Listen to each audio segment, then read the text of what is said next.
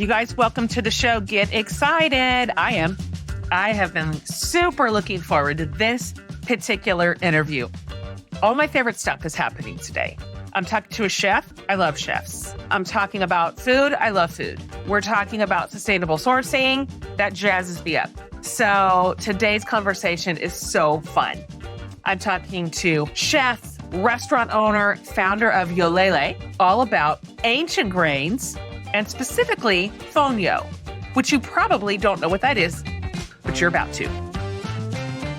Created in partnership with the Bill and Melinda Gates Foundation, this is Make Me Care About. I'm Jen Hatmaker, and with me is Pierre Tiam. And today, Chef Tiam is helping us care about ancient grains, and specifically fonio. Chef Tiam, welcome. I am so delighted to meet you. Thanks for having me, Jen. I am famously enamored with chefs, and so you're just going to have to forgive my enthusiasm. It knows no bounds. You're forgiven. Thank you. Yay, I'm forgiven. Perfect. Now we're friends. Down and dirty. What exactly is an ancient grain? An ancient grain is a grain that's been domesticated in ancient times, usually it's millennia. So fonio, for instance, has been around 5,000 years, so it counts as an ancient grain. Many of the grains that we have today are ancient grains. Rice, wheat, quinoa, those are grains that come with lots of history and culture, and oftentimes very good for the environment. They happen to be resilient. That's why they're ancient. They're still around after all this time. That makes sense. So how exactly do ancient grains grow? Well, humanity began growing ancient grain with the simple method of tilling the soil, planting the seeds, waiting for the rain, waiting for the season, and then it grows. And depending on the type of grain, harvest comes sooner or later. Case of fonio, for instance, is the fastest maturing grain. Within 2 months, you can harvest fonio. And it grows in an area called the Sahel. Senegal, my country of origin, is located south of the Sahara Desert, so really dry and arid. And fonio thrives in that area. So it's a grain that's drought resistant. It's a grain that grows in poor soil, and not many grains can grow in poor soil. But it's also a grain that regenerates the soil because it has deep roots that add nutrients to the soils.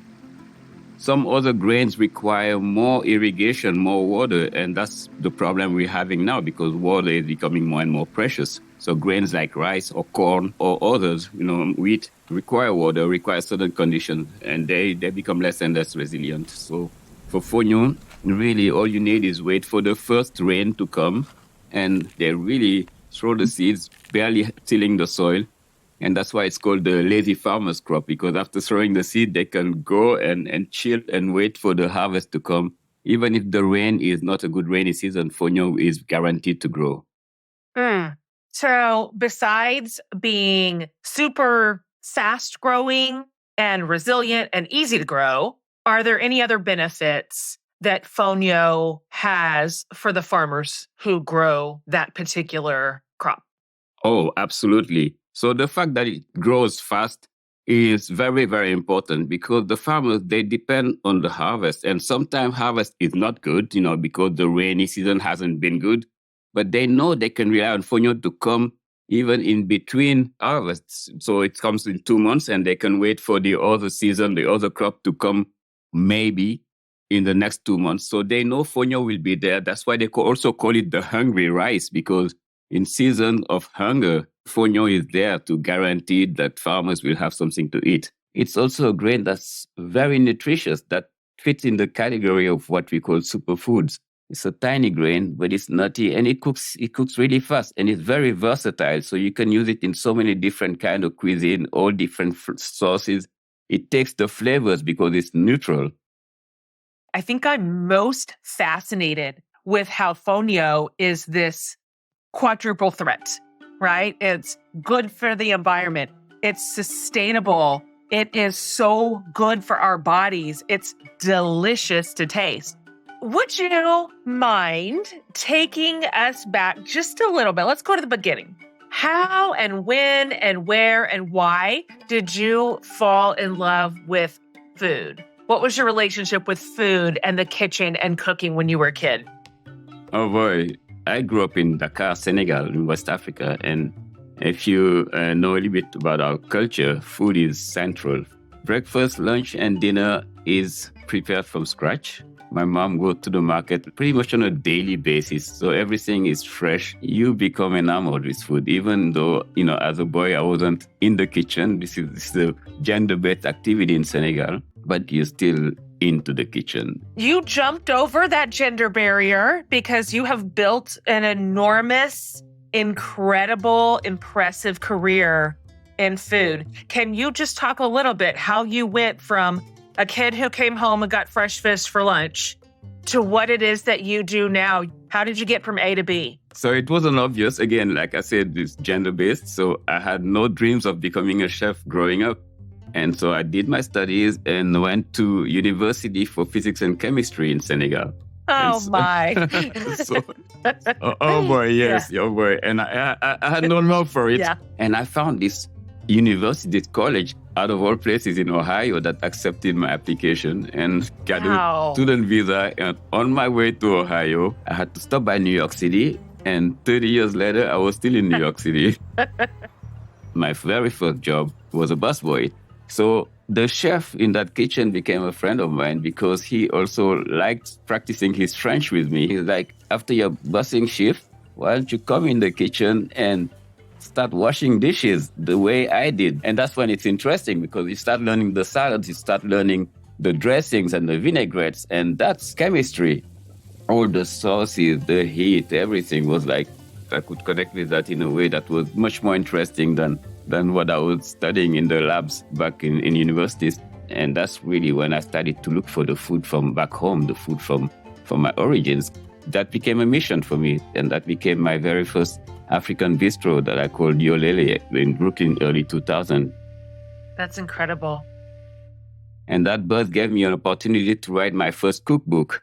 And this is when the idea for the grains, the ingredients really came to be. If I could figure out a way to create a supply chain that would connect the small farming communities in Africa all the way to the global market, I could have not only benefit my readers so they can create the flavor that I'm trying to bring to them in an authentic way, but I also could have an impact because those farming communities are among the poorest ones in the world. And now I'm like thinking even further. I'm like, if I could do it, I could do it also by bringing ingredients that really also have an impact on the environment. Ingredients that are grown in a regenerative type of way, ingredients that are not affecting the climate. Because when you think about climate change, the food system is one of the main culprits. There are amazing products in Africa that are being ignored because they're not part of the system. That's incredible. I mean, there's no downside. So when we're talking about the global phenomenon that affect, obviously, most farming practices, like other crops, aren't these ancient grains also at the mercy of the impact of climate change? Oh, yes, they are. But the advantage of these ancient crops is their resiliency. The effects of climate change are, inconsistent rainfall, degradation of the soil. Those crops have proven that not only they can make it through those, but they can also reverse the effect of climate change because they can restore the soil.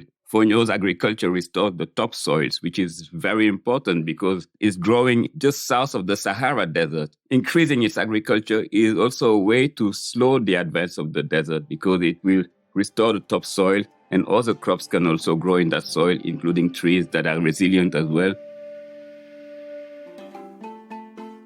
All right. So far, this is super interesting to me. I love to talk about the future of sustainable food. Coming up in the second half, stick around because I am really interested to find out what are the challenges that farmers, particularly in West Africa, are facing here. And I'm also interested in the effect of climate change on fonio, and also, does fonio have a positive net effect on our environment? This is Make Me Care About.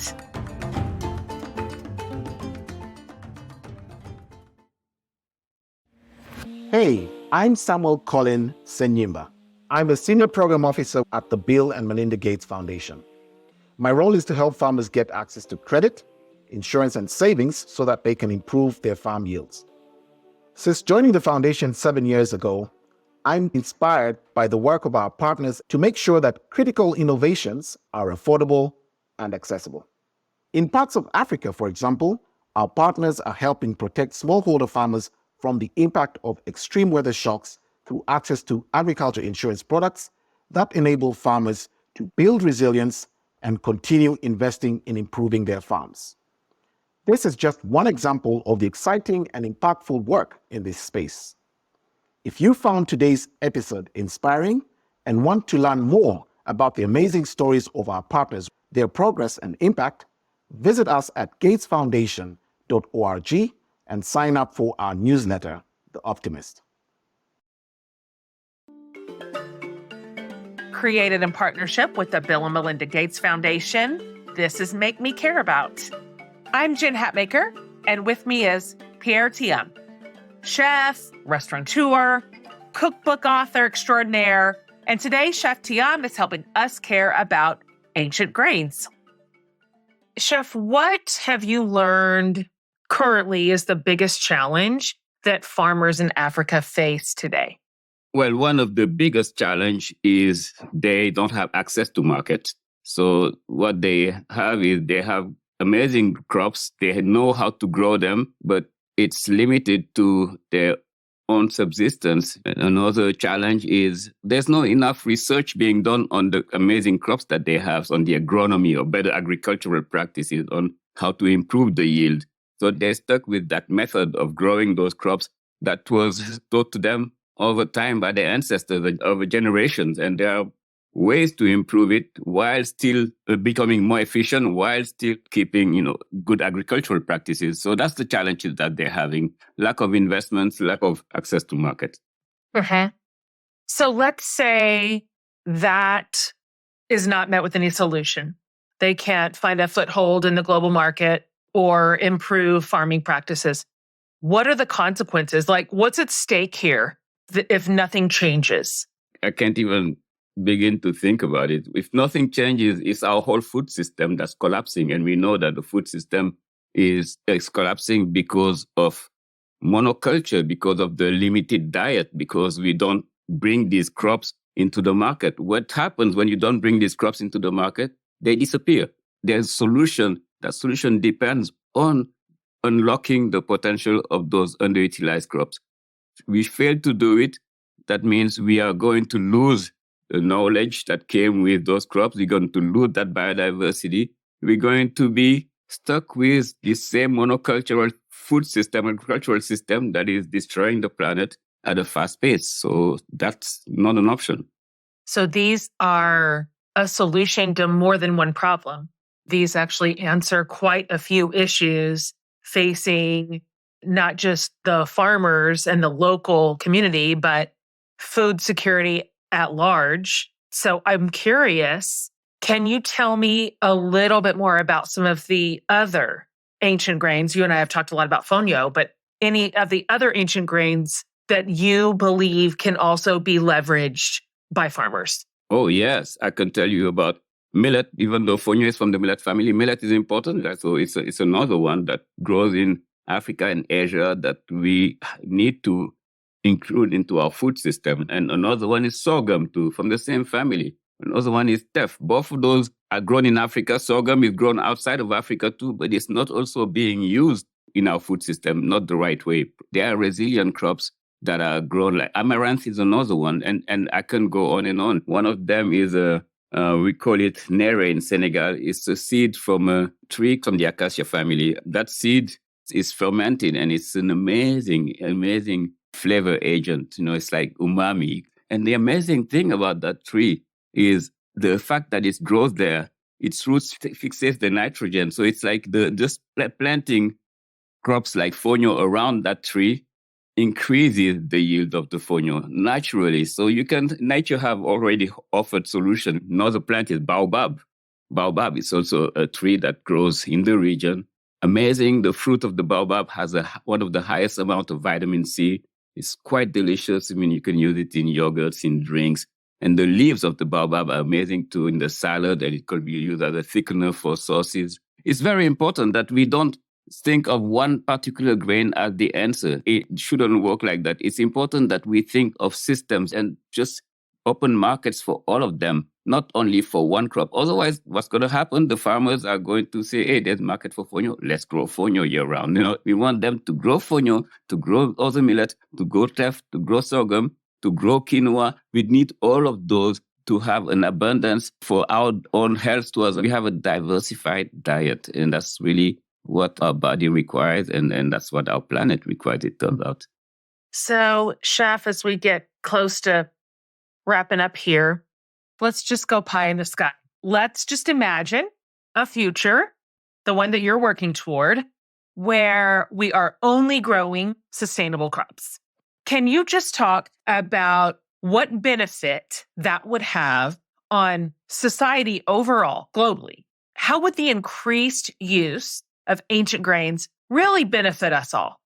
Well, this is a future that, to me, is taking us back to the past.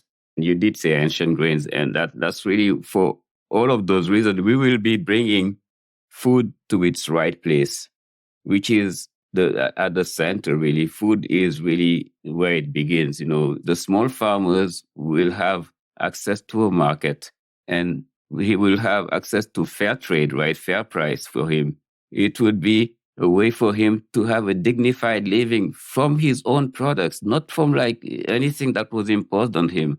Food should be something that would be accessible. That would be a given right to every single human being. And that is the place where we need to be. But that's the revolution, when we don't think profit as like bottom line for shareholders in big corporations. There's impact on our health, impact on our planet, impact on the communities that have been growing it, and they should be benefiting from it. That's the time when we will be going to that path, but with more access for everyone.